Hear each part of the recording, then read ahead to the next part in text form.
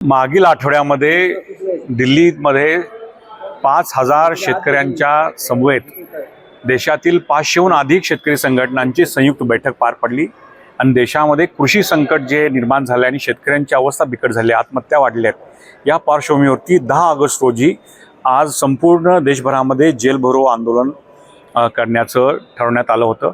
आणि आज आम्ही जेल भरो आंदोलन हे काही दिवस पुढे ढकलले, पण आज आम्ही प्राथमिक स्वरूपामध्ये ज्या मागण्या आहेत 20 मागण्या, या मागण्यांचं निवेदन सर्व शेतकरी संघटना कोल्हापुरातील शेतकरी आणि महिलांना घेऊन आज जिल्हाधिकाऱ्यांना निवेदन देणार आहोत.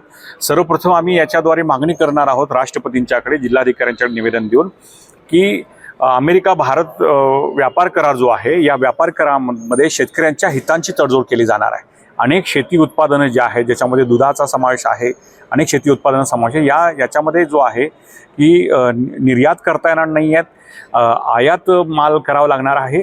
त्याच्यामुळे शेतकऱ्यांच्या हा जो माल आहे त्याची विक्री होणार नाही, तो पडून राहणार आहे किंवा त्या दर्जामध्ये स्पर्धेमध्ये तो टिकणार नाही आहे. दुसरी महत्त्वाची जी गोष्ट आहे, कृषी विपणन धोरण जे आहे, हे कृषी विपणन धोरण जे आहे 3 कृषी कायदे आंदोलन करून सरकारने मागे घेतले होते, पण ते कृषी विपणन धोरणाच्या मागच्या दाराने या पद्धतीनं ती धोरणं आणली गेलेली आहे. तिसरं महत्त्वाचं जी खाजगी वीज विधेयक जे आहे, हे याद्वारे विजेचं खाजगीकरण करणार आहे. अदानीला या पद्धतीचे कंत्राट दिले जाणार आहेत, तर ते थांबवलं पाहिजे.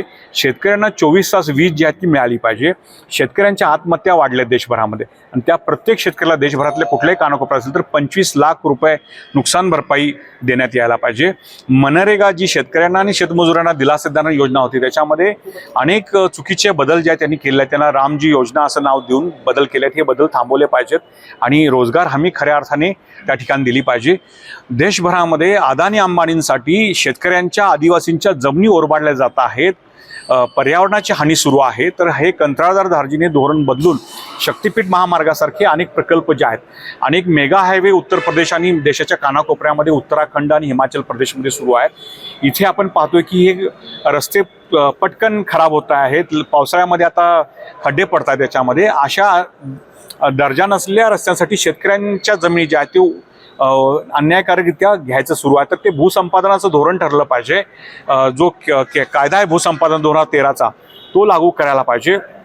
त्याबरोबरच इतर शेतकऱ्यांच्या ज्या काही महत्त्वाच्या मागण्या आहेत, म्हणजे सर्वात महत्त्वाची ती म्हणजे शेतकऱ्यांच्या मालाला जे आहेत C2+50 अशा पद्धतीचा जो स्वामीनाथन आयोगाने ठरवलेला फॉर्म्युला आहे, किमान आधारभूत किमतीचा MSPचा, हा कायदा जे करण्याचं आश्वासन दिलं होतं पण अजून त्यांनी केंद्र सरकारनं केलेलं नाही. यासाठी आजचं जे आहे देशभरात आंदोलन आहे, त्याचं प्राथमिक स्वरूपामध्ये निवेदन जिल्हाधिकाऱ्यांमार्फत राष्ट्रपतींना देण्यासाठी आज आम्ही इथे जमलो आहोत. आज जर देशभरामध्ये हे मोदींनी आणि केंद्र सरकारने जर मागण्या मान्य नाही केल्या तर पुन्हा दिल्लीला धडक द्यायला शेतकरी येणाऱ्या काळामध्ये मागे पुढे बघणार नाहीत. हा इशारा आज आम्ही इथे देत आहोत. हे सरकार जे आहे, लबाडांचे सरकार हे सिद्ध झालेलं आहे. ज्यावेळी 3 कृषी कायदे मागे घेत असताना त्यावेळी शेतकऱ्यांच्या प्रतिनिधींशी चर्चा केल्यानंतर कृषी मंत्री तेव्हाचे होते, त्यांनी आश्वासन दिलं होतं की MSPचा कायदा आम्ही करू, तुम्ही आंदोलन मागे घ्या. पण पुन्हा MSPची एक कमिटी नेमली गेली, ज्याच्यामध्ये कॉर्पोरेट धार्जिणे अशी लोक जे आहेत, अधिकारी नेमले गेले. त्याला आमचा विरोध होता आणि त्यानंतर पुन्हा मिटिंगच घ्यायच्या बंद केलेल्या आहेत.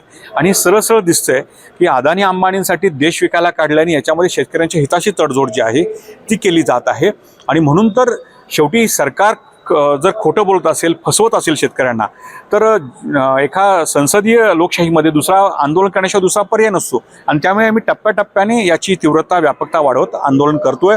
शेतकऱ्यांची जी मुलं आहेत जेन झी, त्यांनी आता सरकारला हे दाखवलेला आहे आपला हिसका जो आहे, आणि त्यामुळे सरकारलाही समजून घेतलं पाहिजे.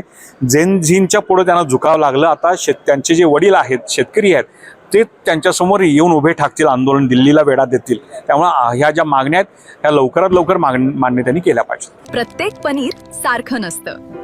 शुद्धतेची खात्री करूनच योग्य पनीर निवडा. पनीर घेताना गोकुळच मागा. शुद्धतेचा विश्वास, चवीचा आनंद.